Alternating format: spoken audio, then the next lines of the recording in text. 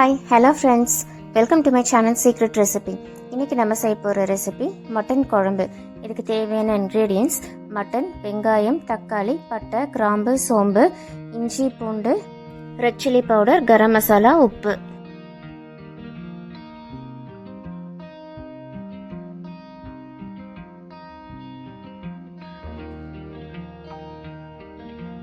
இந்த மட்டன் குழம்பு சூடான சாதத்தோடு சாப்பிடும்போது ரொம்ப டேஸ்டியாக இருக்கும்.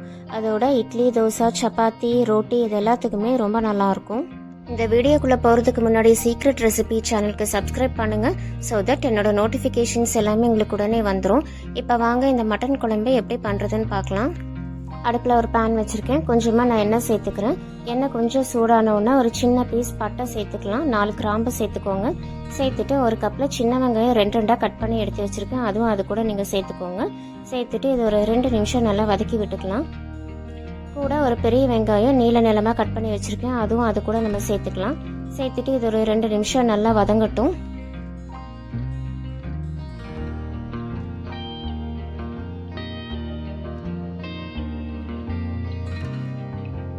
இப்போ வெங்காயம் நல்லா வதங்கியாச்சு.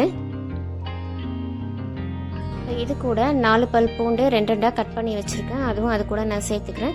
சேர்த்துட்டு ஒரு சின்ன பீஸ் இஞ்சி 2 கட் பண்ணி வச்சுருக்கேன். அதுவும் அது கூட நம்ம சேர்த்துக்கலாம். சேர்த்துட்டு இது நல்லா வதக்கி விட்டுக்கோங்க.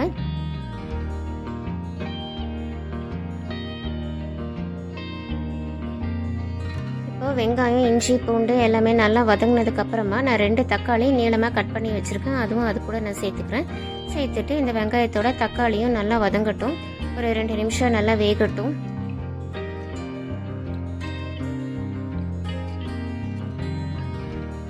இப்போ பாருங்கள், நமக்கு வெங்காயம், தக்காளி எல்லாமே நல்லா வதங்கிருச்சு பாருங்கள்.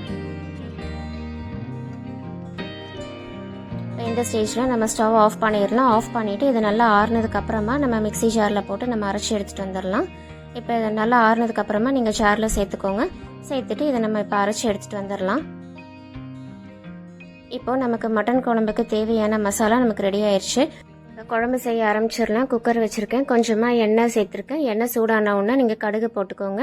கடுகு நல்லா பொரிஞ்சதுக்கு அப்புறமா ஒரு ஸ்பூன் சோம்பு சேர்த்துக்கோங்க. சின்ன பீஸ் பட்டை, 4 கிராம்பு சேர்த்துக்கோங்க. அது கூடவே கழுவி வச்சிருக்கிற மட்டன் பீஸை நம்ம சேர்த்துக்கலாம். நான் 1/2 கிலோ மட்டன் எடுத்திருக்கேன். அது கூட சேர்த்துட்டு இதை நல்லா கலந்து விட்டுக்கோங்க. ஒரு 2 நிமிஷம் நம்ம எண்ணெயிலேயே நல்லா வதக்கி விட்டுக்கலாம். நம்ம மட்டன் குழம்புக்கு நீங்கள் சின்ன சின்ன பீசஸாக கட் பண்ணிக்கோங்க, நல்லாயிருக்கும். இப்போ இது 2 நிமிஷம் நல்லா வதங்கட்டும். இது கூட கொஞ்சமாக நான் மஞ்சத்தூள் சேர்த்துக்கிறேன். சேர்த்துட்டு நம்ம வதக்கி விட்டுக்கலாம்.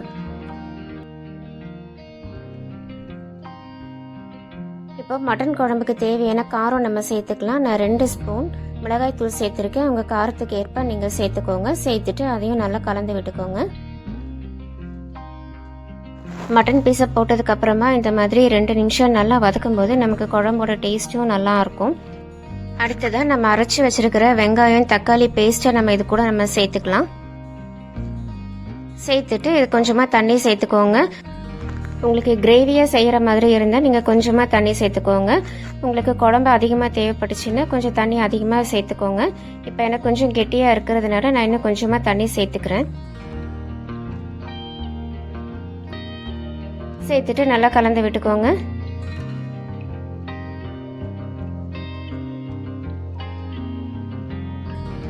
இப்போ அடுத்ததாக இந்த குழம்புக்கு தேவையான உப்பு நம்ம சேர்த்துக்கலாம்.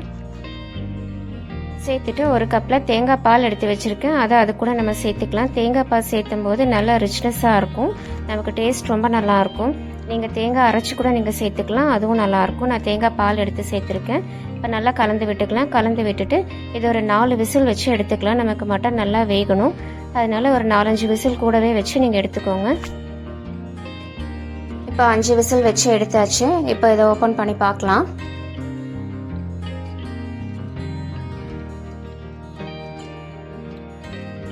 பாருங்கள், நம்மளோட குழம்பு நல்லா ரெடி ஆயிடுச்சு. எவ்வளோ சூப்பராக ரெடி ஆயிடுச்சுன்னு பாருங்கள். நமக்கு இப்போ மட்டனும் நல்லா வெந்துருச்சு. இப்போ இது கூட நான் கொஞ்சமாக கரம் மசாலா நான் சேர்த்துக்கிறேன். கரம் மசாலா சேர்த்துட்டு இது ஒரு 5 நிமிஷம் நல்லா கொதிக்க வச்சுக்கலாம். கொதிக்க வைக்கும்போது நமக்கு மட்டன் குழம்போட டேஸ்ட்டு ரொம்ப நல்லா இருக்கும். இது ஒரு 5 நிமிஷம் அப்படியே கொதிக்கட்டும். இப்போ கடைசியாக வாசனைக்காக நான் மல்லி இலை சேர்த்துக்கிறேன். மல்லி இலை சேர்த்துட்டு நல்லா கலந்து விட்டுக்கோங்க. நமக்கு இந்த குழம்பு ஒரு 5 நிமிஷம் கொதிக்க வைக்கும்போது இதோட டேஸ்ட் ரொம்ப நல்லா இருக்கும். நம்ம அப்படியே எடுத்து வைக்கும்போது டேஸ்ட் அந்த அளவுக்கு நமக்கு இருக்காது.